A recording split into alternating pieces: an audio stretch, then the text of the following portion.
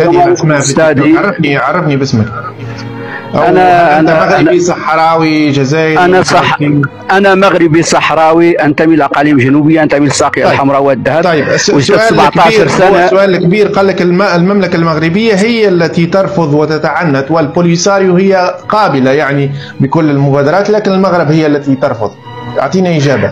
اسمح لي استاذي، انا دوت 17 سنه في الانفصال وتبني هذه القضيه الوهميه التي تم تضليل فيها وتم اهدار الكثير من الوقت وتم قطع فيها صله الرحم وتم تسبب في خراب في المنطقه. بالتالي استاذي الكريم، هنا سمعت الكثير من المغالطات واريد الاجابه عنها حتى لا يقع الراي العام ولا تقع انت في الفخ ولا تقع انت في البروباغندا. وسمعت الخطابات التي كنت اسمعها في الثمانينات والسبعينيات وكذلك في التسعينيات. أنا تبنيت الخطاب وكنت أدافع عن الخطاب، لكن عندما تابعت دراستي على مستويات عالية الديزا والدكتوراه قرأت في الأرشيف الفرنسي وفي الأرشيف الإسباني وكذا في الكثير من الوثائق سواء حتى في موريتانيا وحتى في الخزانات الملكية بالمملكة المغربية، وجدت أنه انطلاقا من خطاب الراحل الهواري بومدين الذي قال سنضع حجرة في حذاء المغرب.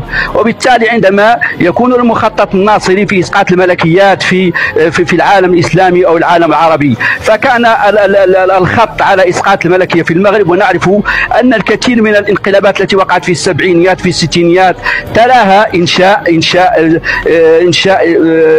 ما يسمى بجبهة البوليساريو التي دعمها معمر القذافي ودعمها الناصريين ودعمتها كل الفرق الشيوعية والاشتراكية ذاك الكوبيين الفنزويليين أوروبا الشرقية وغيرها. وبالتالي أنا عندما كنت يعني أتكون في تكوينات في المناقشات السياسية أو في أخرى، كنت أتكون من طرف كوبيين، من طرف ناس من أوروبا الشرقية، من طرف ناس تابعين للمخابرات العسكرية الجزائرية. وبالتالي الموضوع هو باين كل الوضوح أن الجزائر تستعمل هذه الورقة من أجل مناوئة المغرب. ونعرف الخلفيات التاريخية والصراع التاريخي بين النظام المغربي والنظام الجزائري ومسألة تكسير الأنظمة في المنطقة. وبالتالي عندما تم تصفية الملف في مؤتمر مدريد بين المملكة المغربية وموريتانيا، ألم تستحضر هنا إسبانيا ليست دولة مستعمرة منذ 1884؟ ألم تعي أن هناك دولة بالمنطقة إذا تستدعيها؟ هي استدعت موريتانيا واستدعت المملكة المغربية، وبالتالي تم حل المشكل وتم التفاهم على أنه الجزء اليسير من الإقليم وادي الذهب. وهنا الكثير من المغالطات. الاستعمار الإسباني لم يحتل منطقة وادي الذهب كلها، ترك الكثير من مجالها احتلته فرنسا. وبالتالي عندما خرجت فرنسا وموريتانيا من الطبيعي أن تسيطر موريتانيا على تلك الأراضي في أكثر من ثلث منطقة وادي الذهب. وهنا حدثت المغالطة، لأن إسبانيا عندما استحضرت موريتانيا باعتبارها تحتوي على جزء من إقليم وادي الذهب، وإسبانيا كانت تحتوي على ثلثين من إقليم وادي الذهب ثم الساقية الحمراء. وبالتالي عندما تم تسمية الملف لا تكن هناك أي دولة هناك رابعة اسمها الصحراء الغربية. وبالتالي هنا حتى مصطلح الشعب الصحراوي فيه الكثير من المغالطات، في إشكالية المفاهيم وإشكالية المصطلحات فيها تغليط. إذا الصحراوي في صحراء نيفادا في أمريكا فهو صحراوي، الصحراوي في الخليج فهو صحراوي، الصحراوي في مصر في صحراء مصر في تشاد في النيجر في مالي في موريتانيا فهو صحراوي. إذا هناك الكثير من التلخبط في بناء. ويؤكد هذا أن هذا البناء جاء انطلاقا من خدمة المشروع ما يسمى بالمشروع الشيوعي في شمال إفريقيا، انطلاقا من ما يسمى بثورة الضباط الأحرار من مصر والبعثيين كذلك في المشرق استمرارا إلى المحيط. وبالتالي عندما استعصى الأمر في إسقاط الملكية في المغرب في الكثير من الانقلابات في الستينيات في السبعينيات أتوا لهذه الأطروحة. والدليل على ذلك أننا كنا نلتقي بضباط مصريين في التكوين الاستخباراتي وضباط يعني من كوبا وضباط من سوريا وضباط من إيران. وهذه المسائل كلها توضح بجلاء أنه الصراع إيديولوجي سياسي محض من أجل إضعاف كل الملكيات في العالم العربي والعالم الإسلامي. ثانية أخي، السؤال المطروح هنا عندما يقول الحكم الذاتي الكثير من المغالطات. جيمس بيكر في مسودته المقدمة في 93 قدمها للأمم المتحدة قال استحالة قيام عملية الاستفتاء في المنطقة، لأنه كل شيوخ قبائل الصحراء المغربية وشيوخ البوليساريو يرفضون الكثير من المعنيين في في مساله الاحصاء. اذا هنا لا البوليساريو ولا الشيوخ هنا في الصحراء المغربيه كلهم رفضوا بعض الاشخاص، وبالتالي هنا استعصت المساله في احصاء العديد من الاشخاص.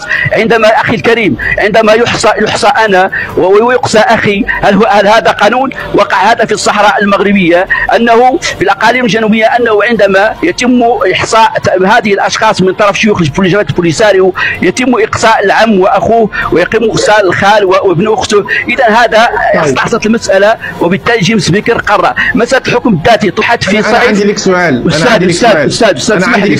أنا عندي لك سؤال في النقاش عادي، يعني لأنه جيمس بيكر وكل هذا الكلام سمعته مكرر.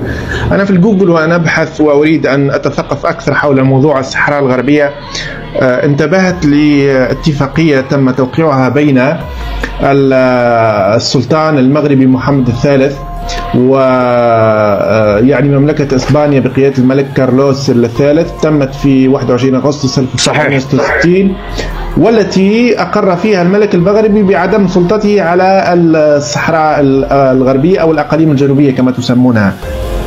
كيف تعلق؟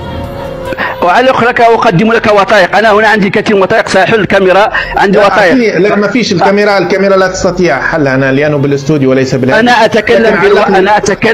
أتكلم بالوثائق، لا أتكلم على هذا السؤال. الكاميرا لا تستطيع حلها لأنه أجرب حل الكاميرا لا تستطيع، لأنه أنا أستعمل الاستوديو ولا أستعمل الهاتف لكي تفتح الكاميرا. عندي سؤال.